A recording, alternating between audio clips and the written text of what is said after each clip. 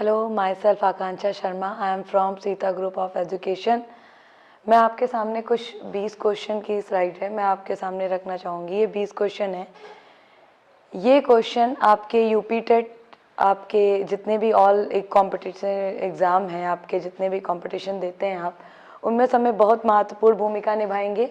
ये most important for your UP TET, ठीक है, आपके यूपी टेट के लिए बहुत ज़रूरी क्वेश्चन है। तो चलो स्टार्ट करते हैं।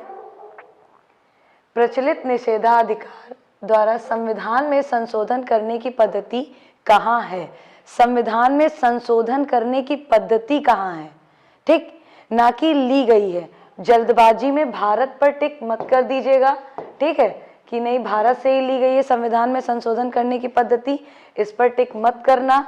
यहाँ पे बात की गई है करने की पद्धति कहाँ है, तो आप स्विट्जरलैंड पर टिक करेंगे। Okay, this is the right answer. ली गई की बात की जाए अगर, तो भारत में तो है, लेकिन दक्षिण अफ्रीका से संविधान संशोधन की पद्धति भारत में ली गई थी। ठीक, और यहाँ पर बात की जा रही है प्रचलित निषेधाधिकार द्वारा। किसकी बात की जा रही है? प्रचलित निषेधाधिकार द्वारा संविधान में संशोधन करने की पद्धति कहाँ है? तो वो है Switzerland. That's your right answer. Okay, चलो अब दूसरे क्वेश्चन की तरफ हम बढ़ते हैं। एंड आपका next question, question number 2। Bharat में प्रवासी नागरिक को श्रेणी भारत के नागरिकता अधिनियम में संशोधन द्वारा किस वर्ष प्रविष्ट की गई? तो वो है हमारा 2003 का नागरिकता अधिनियम संशोधन 2003 के अंतर्गत ये क्या चीज हमारे भारत में के प्रवासी नागरिक को श्रेणी भारत की नागरिकता अधिनियम संशोधन 2003 में प्रविष्ट की गई है। ठीक, एंड आपका नेक्स्ट क्वेश्चन, दूसरे क्वेश्चन की तरफ हम बढ़ते हैं। Question number 3। किस वर्ष में भाषाई आधार पर राज्यों का पुनर्गठन किया गया? तो भाषाई आधार पर राज्यों के पुनर्गठन की अगर हम बात करें तो भाषा तो आप जानते हैं कि भाषाओं को राज्य भाषा का या राष्ट्रभाषा का दर्जा तब दिया जाता है जब भाषाएं काफ़ी पुरानी हो या उनकी लिपि पुरानी हो या जिस ज़्यादा पॉपुलेशन में जो लैंग्वेज यूज़ की जाती है तब उसे राष्ट्रीय राज्य भाषा का दर्जा दिया जाता है। तो वो हमारी सेंचुरी कौन सी है आप बताएंगे? मैं बता रही हूँ कि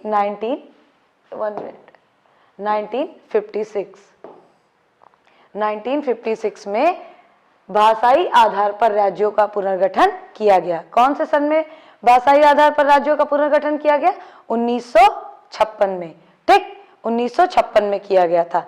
अब बात आती है हमारे भारत देश की राष्ट्रभाषा क्या है? तो हमारे भारत देश की राष्ट्रभाषा हिंदी है, ये आप लोग को पता है। और हिंदी को राष्ट्रभाषा का दर्जा 14 सितंबर हिंदी दिवस के उपलक्ष्य में 14 दिसंबर हिंदी दिवस के उपलक्ष्य में मनाया भी जाता है, 1949 में दिया गया था। ठीक, अब बढ़ते हैं हम नेक्स्ट क्वेश्चन की तरफ। नेक्स्ट क्वेश्चन, भारत के संविधान का निर्माता किसे माना जाता है? भारत के संविधान का निर्माता किसे माना जाता है? तो वो है हमारे भीमराव अंबेडकर, यानी BR अंबेडकर। भारत के संविधान निर्माता ये हैं। और आधारशिला हमारे किसने रखी थी? पंडित जवाहरलाल नेहरू ने। और BN राव जो है हमारे, वो हमारे संवैधानिक सलाहकार थे। ठीक, सबसे पहले इन्होंने ही संविधान की सलाह को प्रस्तुत किया। और आधारशिला की बात करें कि संविधान की आधारशिला किसने रखी, तो अगर ये क्वेश्चन आता है कि संविधान की आधारशिला किसने रखी, तो वो हमारे पंडित जवाहरलाल नेहरू होंगे। और संवैधानिक सलाहकार की अगर बात की जाती है तो वो आपके होंगे BN राव। ठीक, और हमारे BR अंबेडकर प्रारूप समिति के अध्यक्ष हैं। और संविधान तो आपको पता ही है 26 जनवरी और आपका 1950 में लागू किया गया था। ये स्टार्ट कब से हुआ था? बनना कब से, लिखना कब से स्टार्ट हुआ था? 9 दिसंबर 1949 में संविधान को लिखना शुरू कर दिया गया था। और सबसे पहले इसकी मांग की गई थी हमारी 1936 में। 1936 में संविधान की मांग की गई थी। और इस मांग के पहले पंडित जवाहरलाल नेहरू ने 1929 में 1929 में क्या किया था, एक ड्राफ्ट बनाया था। सबसे पहले जो हमारे ये थे पंडित जवाहरलाल नेहरू, इन्होंने संविधान का एक छोटा सा कच्चा चिट्ठा तैयार किया था। ठीक, अब आते हैं नेक्स्ट क्वेश्चन की तरफ बढ़ते हैं।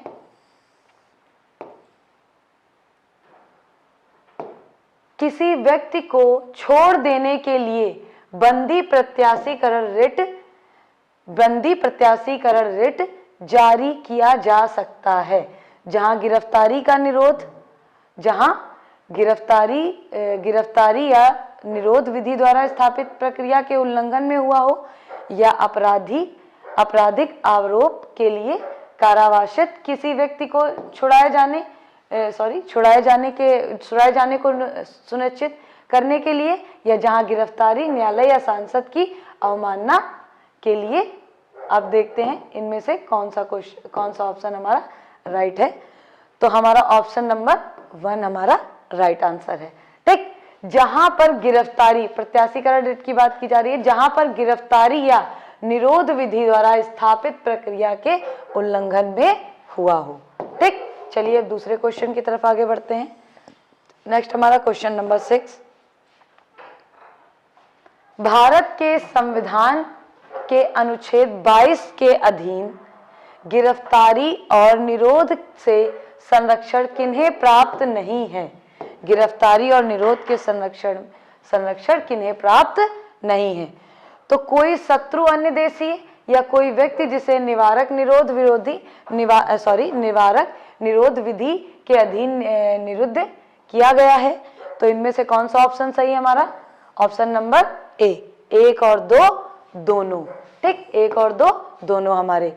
तो अनुच्छेद 22 की अगर हम अनुच्छेद 22 की बात करें तो इसमें यह भी है कि कोई भी मंत्रिमंडल कोई भी अपराधी जो एक 24 घंटे के अंदर मजिस्ट्रेट द्वारा जो सजा सुनाई जाती है, जो भी सजा सुनाई जाती है, उसी अवधि तक उसे कस्टडी में आप रख सकते हैं, एनी अदर आप उसे नहीं रख सकते हैं।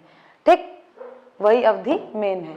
चलिए अब नेक्स्ट क्वेश्चन की तरफ हम नेक्स्ट क्वेश्चन की तरफ बढ़ते हैं। नेक्स्ट क्वेश्चन नंबर 7 आपका, लोकसभा का कोई सदस्य सदन का सदस्य बने रहने से निर्हरित नहीं हो पाता है यदि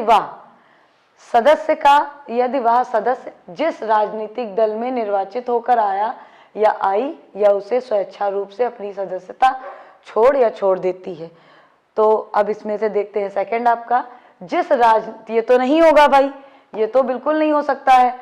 फिर आते हैं बात, जिस राजनीतिक दल से सदन में निर्वाचित हुआ था या हुई थी उसे निष्कासित कर दिया गया या गई हो। तो ये ऑप्शन आपका राइट ऑप्शन है।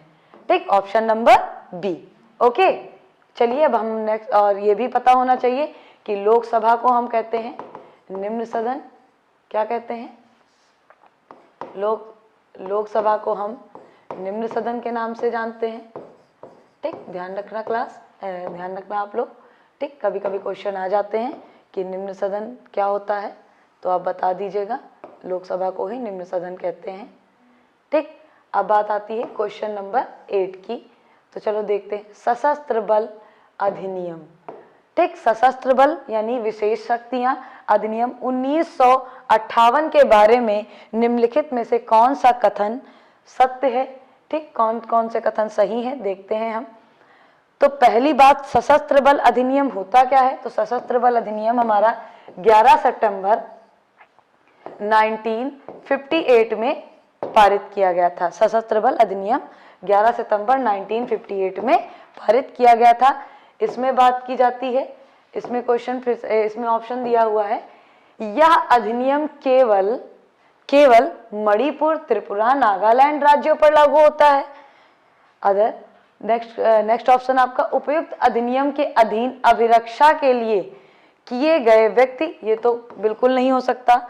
अब सेकंड, न्यूनतम संभव विलंब से निकटतम पुलिस स्टेशन के प्रभारी अधिकारियों को सौंप देना आवश्यक है। नहीं, बिल्कुल नहीं, ये भी ऑप्शन आपका रॉन्ग है। अब आते हैं ऑप्शन नंबर 3 पर, किसी क्षेत्र को उपर्युक्त अधिनियम के अधीन यानी कि इस सशस्त्र बल अधिनियम के अधीन उपद्रवग्रस्त क्षेत्र घोषित किया जा सकता है। उपद्रवग्रस्त क्षेत्र घोषित किया जा सकता है केवल तभी कभी देखते हैं जब राज्य सरकार की यह राय हो कि सिविल शक्ति की सहायता के लिए सशस्त्र बलों का प्रयोग संबद्ध क्षेत्र में खतरनाक दशा को नियंत्रित रखने के लिए आवश्यक है। तो ये आपका ऑप्शन जो है करेक्ट है। ओके, तो ऑप्शन नंबर सी आप इस पे टिक करेंगे। ठीक, सशस्त्र बल अधिनियम मैंने अभी बताया, ये बहुत इंपॉर्टेंट क्वेश्चन है। ये जो मैंने अभी बताया है ये भी बहुत इंपॉर्टेंट है। कभी कभी वन वर्ड ये आपके ऑप्शन में पूछ लिया जाता है। सशस्त्र बल अधिनियम कब पारित किया गया? तो आपका ऑप्शन रहेगा 11 सितंबर 1958 में, यानी 1958 में। ठीक, चलो अब नेक्स्ट क्वेश्चन की तरफ आगे बढ़ते हैं हम। नेक्स्ट क्वेश्चन नंबर 9,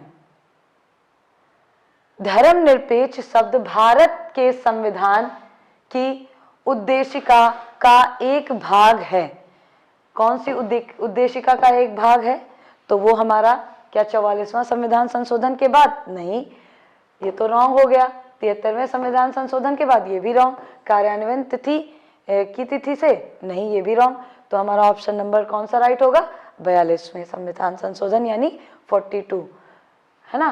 42वें संविधान संशोधन की बात करें तो 42वां संविधान संशोधन 1976 के बाद। ठीक, कौन से? धर्मनिरपेक्ष शब्द भारत के संविधान की उद्देशिका का एक भाग है। कब? 42वें संविधान संशोधन के बाद। ठीक, 42वां संविधान संशोधन हमारा सबसे बड़ा संविधान संशोधन भी माना जाता है, ये भी ध्यान रखना आप। ठीक, चलिए दूसरे क्वेश्चन पे आते हैं। नेक्स्ट आपका क्वेश्चन नंबर 10, भारत के संविधान की उद्देशिका में निम्नलिखित में से वह कौन सा शब्द है जिसे 42वें संशोधन अधिनियम 1976 के मध्य में शामिल नहीं किया गया था? तो वो हमारा है, पहली बात समाजवादी हमारा राइट है, पंथ निरपेक्ष भी हमारा राइट है, अखंडता भी हमारा राइट है। ठीक, तो राइट कौन सा नहीं है हमारा? राइट कौन सा नहीं है हमारा? गरिमा।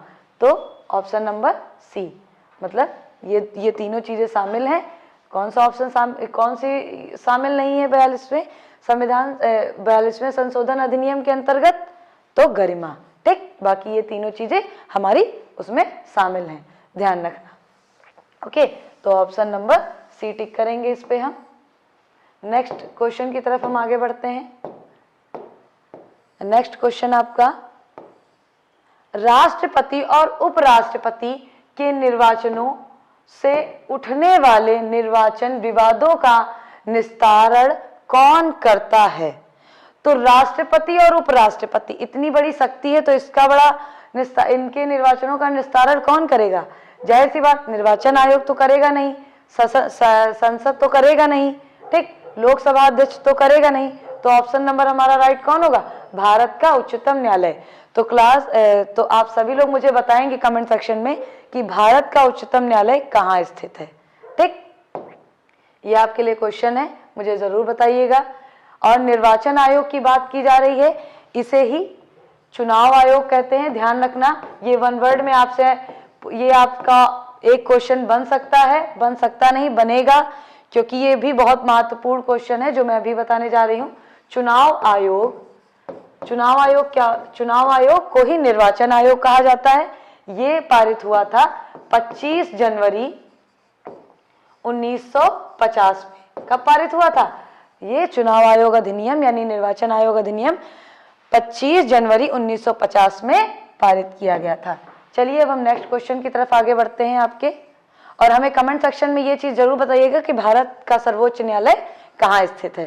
ठीक, अब नेक्स्ट, लोकसभा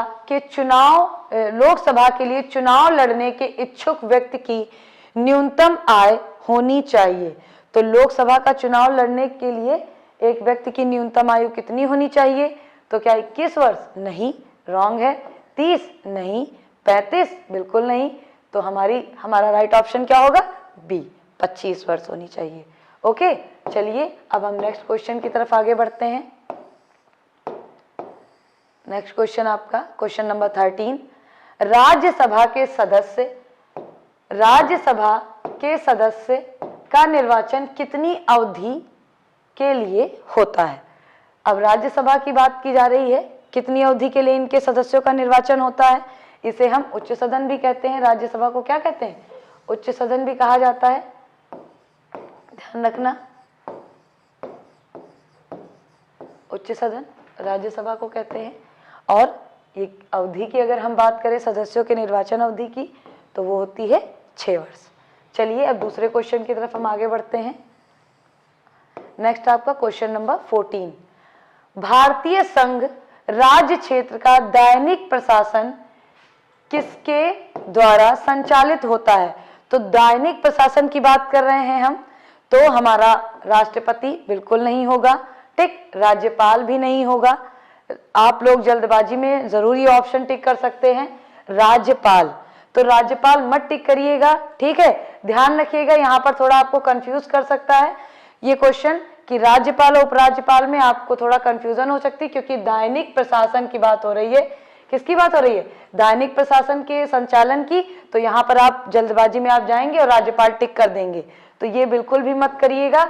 इसका राइट ऑप्शन है आपका ऑप्शन नंबर डी, उपराज्यपाल। क्या होता है?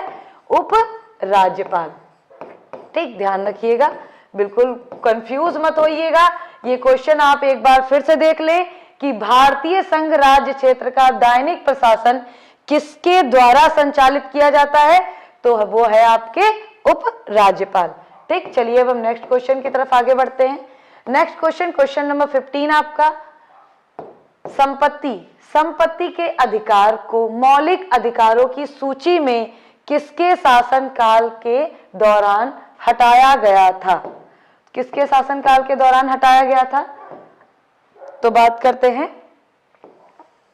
क्या इंदिरा गांधी सरकार थी? इंदिरा गांधी की सरकार में? नहीं, बिल्कुल नहीं। नरसिंह राव सरकार? बिल्कुल नहीं। वाजपेयी की सरकार? बिल्कुल नहीं। वो थी मोरारजी देसाई की सरकार। किसकी सरकार थी? मोरारजी देसाई की सरकार थी। ये हमारे भारत देश के 1 साल के प्रधानमंत्री रहे हैं, जो 1978 टू 1979 तक इनका कार्यकाल रहा है, ध्यान रखिएगा, ठीक। अब नेक्स्ट क्वेश्चन की तरफ हम आगे बढ़ते हैं। भारतीय संपत्ति अधिकार को मौलिक अधिकारों से वंचित कर दिया गया था, ठीक, ये ध्यान रखना। मौलिक अधिकारों में संपत्ति का अधिकार अब नहीं आता है। नेक्स्ट आपका, केंद्रीय सरकार का उच्चतम सिविल अधिकारी कौन है? उच्चतम सिविल अधिकारी कौन है? तो वैसे तो आईएएस ऑफिसर यानी कि डीएम यानी डिस्ट्रिक्ट मजिस्ट्रेट भी आप अगर ऑप्शन दे रखा हो तो टिक कर दीजिएगा, ठीक। इस ऑप्शन की अगर हम इन ऑप्शनों की बात करें तो इसमें हमारा ऑप्शन नंबर ये राइट है, कौन सा? मंत्रिमंडल सचिव, ध्यान रखिएगा, कंफ्यूज मत हो जाइएगा। केंद्रीय सरकार का उच्चतम सिविल अधिकारी कौन होता है, कौन है?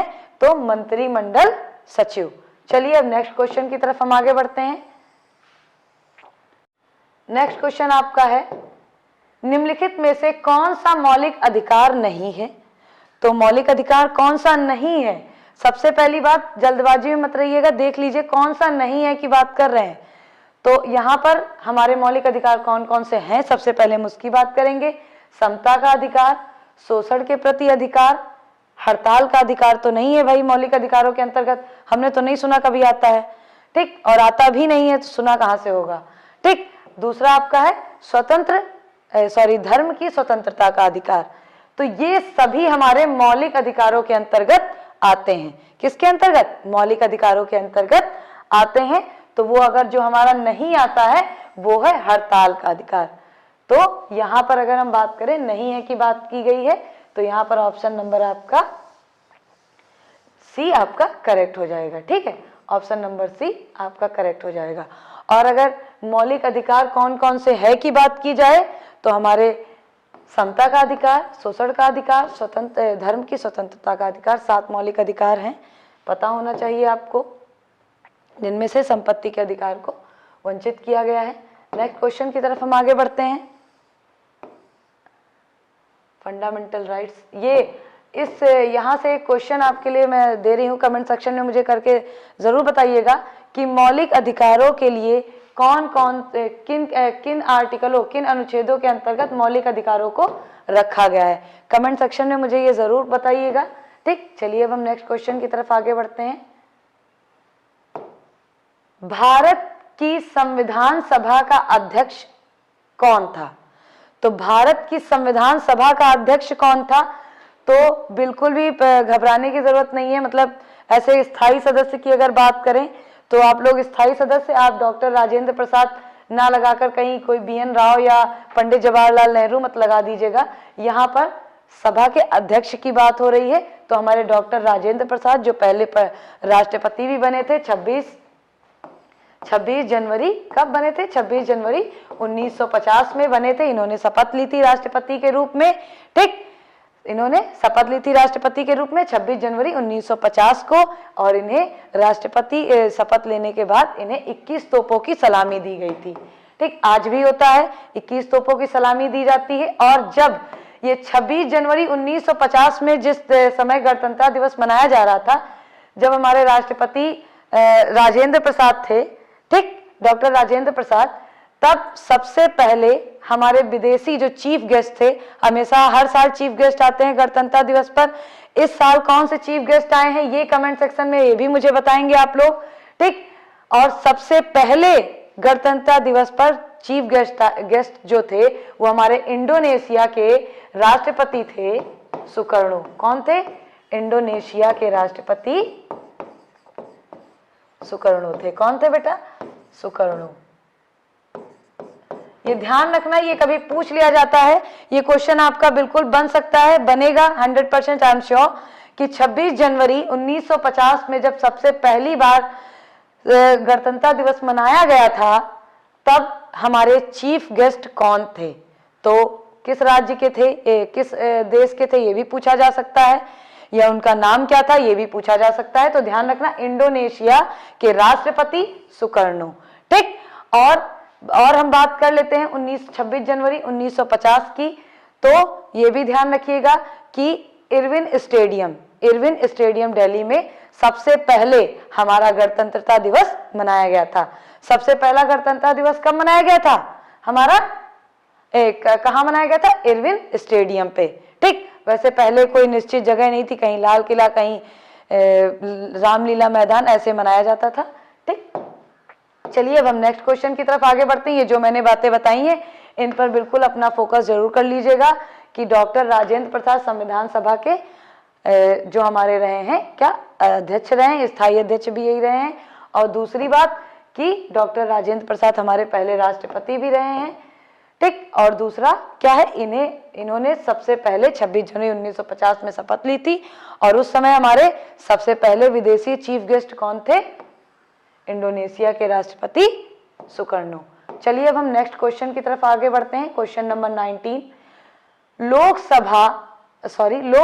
लोकसभा अध्यक्ष के वेतन और भत्ते को कौन निर्धारित करता है?